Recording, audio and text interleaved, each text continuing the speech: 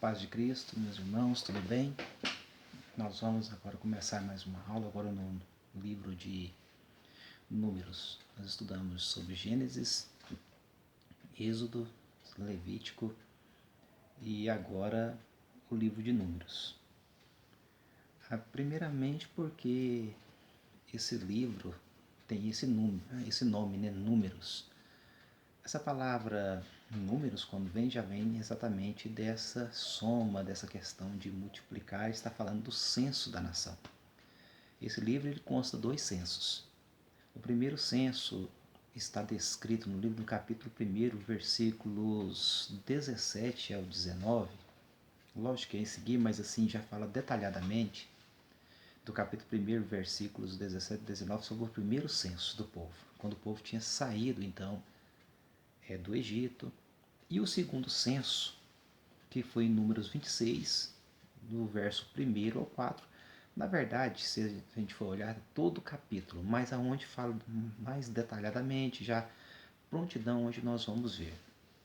Ou seja, Números, o primeiro censo está em Números capítulo 1, versos 17 e 19, o segundo censo está em Números capítulo 26 e os versos 1 ao 4. Esse livro tem muitas coisas, muitas questões para nos ensinar. E uma delas está sobre as moedas da redenção, que está em Números capítulo 3, verso 40 ao 51, aonde era pago esse preço da redenção, onde tipifica ou ali é um tipo do sacrifício perfeito de Jesus, que fez um sacrifício completo e pagou com o seu próprio sangue o preço da nossa redenção. Então o livro de Números é muito cheio das questões da tipologia bíblica. Nós vamos ver também sobre a novilha vermelha, que está em Números capítulo 19, verso 1 ao 22, que é onde essa novilha ela era morta, imolada, onde eram postos ali todos as questões das purificações que eram feitas 3 dias. Depois de 3 dias, pessoas que se banhavam nessa água da novilha vermelha ficaria limpo. Isso também é um símbolo do sacrifício de Jesus, por isso que a novilha era vermelha, aquela cor avermelhada, e que é um símbolo do sacrifício de Jesus também, apontando para o sangue de Jesus que nos purificou de todo o pecado. Também em Números, no capítulo 21, do 4 ao 9, vai falar sobre a serpente de bronze que foi erguida no deserto. Essas serpentes, Deus mandou elas como juízos. O pessoal estava andando muito em pecado, as pessoas de Israel estavam pecando contra Deus, e como juízo Deus mandou as serpentes. O povo clamou a Moisés, Moisés clamou a Deus, e Deus mandou que Moisés construísse uma serpente de bronze e falou que as pessoas que fossem ofendidas pelas serpentes nos desertos, quando olhassem para a serpente de bronze que estaria erguida entre o céu e a terra, ficaria curada.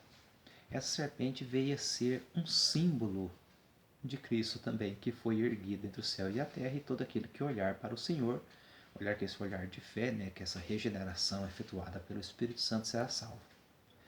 Mas talvez a pergunta seja, por que a serpente, que é um símbolo do pecado, foi mandado ali como morte mesmo, como juízo de Deus? E uma serpente que é símbolo do pecado, que é lá no Éden, onde tudo começou, foi exatamente por uma serpente, enganando Eva, consequentemente Adão, e abriram seus olhos e eles pecaram. Por que essa serpente, com esse símbolo do pecado, se torna agora uma figura de Cristo, um símbolo, um tipo de Cristo? Talvez essa seja uma pergunta interessante para nós fazermos. E quando nós vamos olhar, Cristo, quando ele estava pregado na cruz, e o próprio Jesus usou esse termo, assim como a serpente foi erguida no deserto, importa que o Filho do Homem seja também erguido. Isso é mostrando que ele recebeu sobre si todo o nosso pecado. A serpente, que é um símbolo do pecado. Então, Cristo, Jesus, quando ele foi imolado, foi pregado ali na cruz do Calvário, ele recebeu o nosso pecado. E todo aquele que olhar com esse olhar de fé, porque a Bíblia fala, por a graça sois salvos por meio da fé. Então, olhar com esse olhar de fé, esse olhar gracioso dado por Deus, com essa regeneração efetuada, ou seja, a pessoa então tem a salvação. Ele é liberto desse veneno do pecado que leva à morte. Assim como as serpentes mordiam as pessoas e eles estavam morrendo por causa dos seus pecados, a doença pior da humanidade não é hoje que nós estamos vendo o Covid-19, mas é o pecado. O Covid-19 pode matar o corpo, o pecado mata a alma para a eternidade. E somente o sacrifício de Jesus, que foi ali na cruz, como a serpente que levou todo o nosso pecado, é capaz de nos limpar de todo esse mal. Então esse livro ele é riquíssimo sobre mostrar esses censos. Dentro também do livro de Números, nós vamos ver que vai ter a história de Balaão, um falso profeta que aparece no meio do povo de Deus. Primeiramente, para tentar amaldiçoar o povo com as ofertas de Balaque, ele se rende às ofertas, ao dinheiro, e ele vem ser descrito também por Jesus, já lá em Apocalipse, Jesus descrevendo para nós não ali atentarmos para o prêmio de Balaão, ou seja, para os valores, para o dinheiro, para essas conquistas ministeriais, mas dadas através de dinheiro e não com o poder do Espírito Santo, não com a palavra da verdade. Como nós estamos vendo muito esses televangelistas hoje, é o que fazem, quer comercializar a palavra de Deus, quer levar as pessoas a fazer esse comércio. E é exatamente isso que Balaão fez, ele comercializou. Ele ensinou Balaque, então, a levantar altares por mulheres ali, vamos dizer, seminuas, para atrair os filhos de Israel e com isso levar o povo a pecar contra Deus e, consequentemente, no caso do pecado, Deus derramaria a sua ira. E isso tudo ele ofereceu por causa de dinheiro. E há muitas pessoas que estão levando as pessoas a se prostituírem contra Deus, se prostituírem espiritualmente, exatamente levando as pessoas a crer nesse Deus Mamon, o Deus do dinheiro, das riquezas, da ganância, levando as pessoas a esquecer as questões espirituais essenciais para a vida, daquilo que realmente a palavra de Deus tem a tônica, para atentar com as coisas daqui, dessa vida, dessa terra. Ao ponto que Paulo vai falar, não olhando nós para as coisas que perecem, para as coisas terrenas, mas para as celestiais, pois as terrenas são passageiras, transitórias, e as celestiais são eternas. É o que Paulo nos instrui. Então nós vamos ver que sobre tudo isso no livro de Números, sobre os censos, o primeiro e o segundo censo, capítulo 1, depois capítulo 26, nós vamos ver sobre a moeda da redenção, sobre a novilha vermelha, sobre a serpente de bronze levantada no deserto. Nós vamos ver também sobre Adab e Abiú, que levou fogo estranho, que está registrado também no livro de Números. Todo fogo estranho, ele provoca morte e não vida. O que é um fogo estranho? Naquela época, o fogo estranho era um fogo que não era exatamente posto, que não estava junto com aquelas madeiras postas consagradas a Deus, que era pegado de outro ambiente e levado para ali. Não é muito diferente nos dias de hoje. O fogo estranho hoje, para nós, que é um símbolo que vem para nós também, é quando não é tirado da Bíblia. Da onde que ele está, da onde que produz a verdadeira chama para arder nos corações das pessoas, para que fazer que as pessoas venham entender os propósitos de Deus. Quando nós pegamos algo extra-bíblico e tentamos levar para dentro do ambiente do culto, isso é um fogo estranho e isso vai causar morte. É o que nós vemos muito hoje acontecendo, infelizmente, nos reduntos, até mesmo pentecostais, mais um número maior nos neopentecostais, mas também no nosso meio pentecostal existe muito.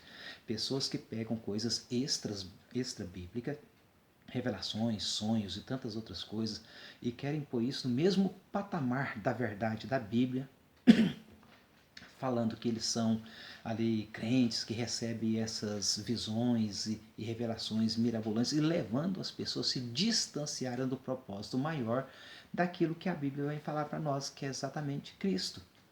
A palavra de Deus é simples. Jesus ele foi muito claro quando ele falou: conhecereis a verdade e a verdade vos libertará. Ele demonstra em 2 versículos quem é a verdade. Isso ele falou em João 8, versículo 32, conhecereis a verdade e a verdade vos libertará. E no versículo 36 ele fala, se o Filho vos libertar, verdadeiramente sereis livres. Ele mostra então que ele é a verdade, como ele falou em João 14, 6, eu sou o caminho, a verdade. Mas também em João, no capítulo 17, no versículo 17, ele fala, Pai, santifica-os na verdade, a sua palavra é a verdade. Ali Jesus ele mostra então que a palavra viva, que ele é a verdade, a palavra escrita, a Bíblia, é a verdade poderosa para santificar o homem. Então tudo que nós pegamos que é extra-bíblico, que não é extraído da Bíblia, que não veio da palavra de Deus, que não veio de encontro com essa palavra, ela pode nos levar apenas ao erro e ao fogo estranho. Esse fogo que muitas vezes conduz ao homem a ser ali, levar a ofender a Deus.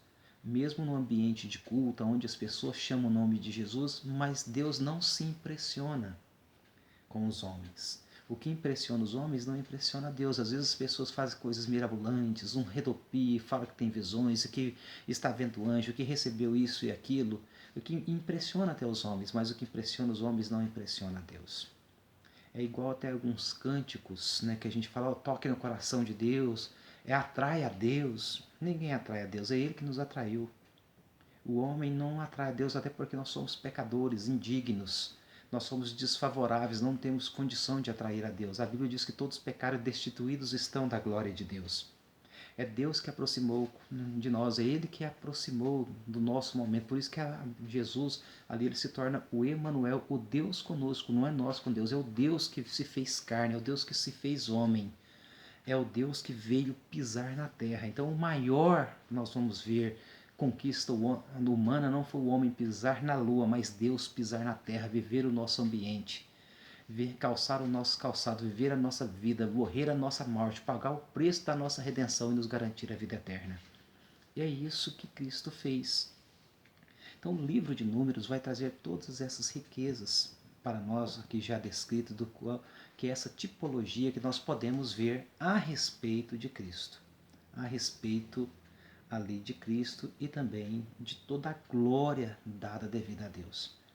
Então, o livro de Números vai mostrar todas essas descrições sobre os censos, a quantidade que os povos tinham bem no início, já agora prestes a entrar na terra prometida, quanto esse povo tinha crescido, também aquilo, uma promessa que Deus fez que não teria aborto no meio deles, Deus estaria abençoando, o calçado crescia nos pés, as roupas cresciam no corpo, o maná era descido do céu, Deus cuidou de tudo, Deus mandou água da rocha, Deus pôs nuvens de fogo à noite, Deus cobriu com nuvens durante o dia, Deus pôs coluna de fogo à noite, Deus cuidou desse povo e tudo isso nós vamos ver que essa multidão foi cuidada por Deus, assim como Deus cuida dessa multidão de povos hoje chamado igreja, do qual Deus agora fez o seu povo nessa nova aliança, nessa nova dispensação, nessa nova aliança que nós estamos, e tudo aqui prefigura e apontava para Cristo, os sacrifícios,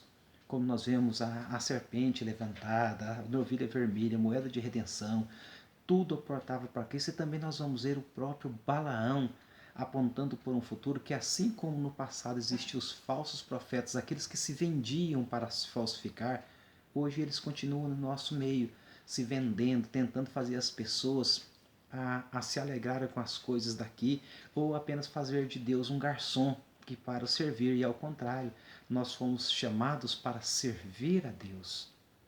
Nós fomos chamados para sermos ali doulos, escravos de Deus.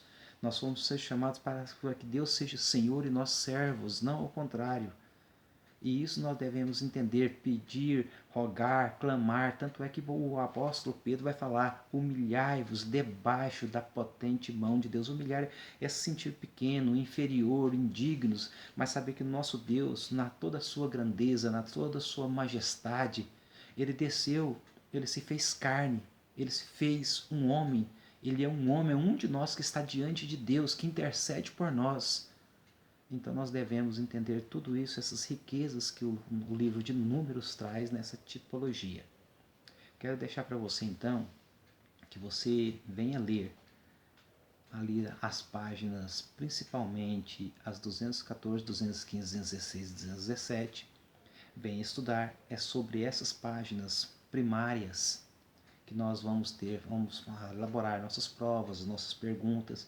Qualquer dúvida sua a respeito do livro de Números, por causa do tempo aqui no nosso vídeo aula é bem limitado, não dá para falar como na aula, né? Na aula nós temos ali quase 2 horas de extensão para falarmos, para descrever, para dar oportunidade para perguntas. Eu tentei fazer um apanhado mais geral, aqui lógico, bem mais limitado, porém para te dar uma visão mais ampla de todo o livro de Números. Qualquer dúvida você pode estar perguntando e essa videoaula que esteja chegando em você e que essa aula sirva para a sua edificação e aprendizado. Deus abençoe.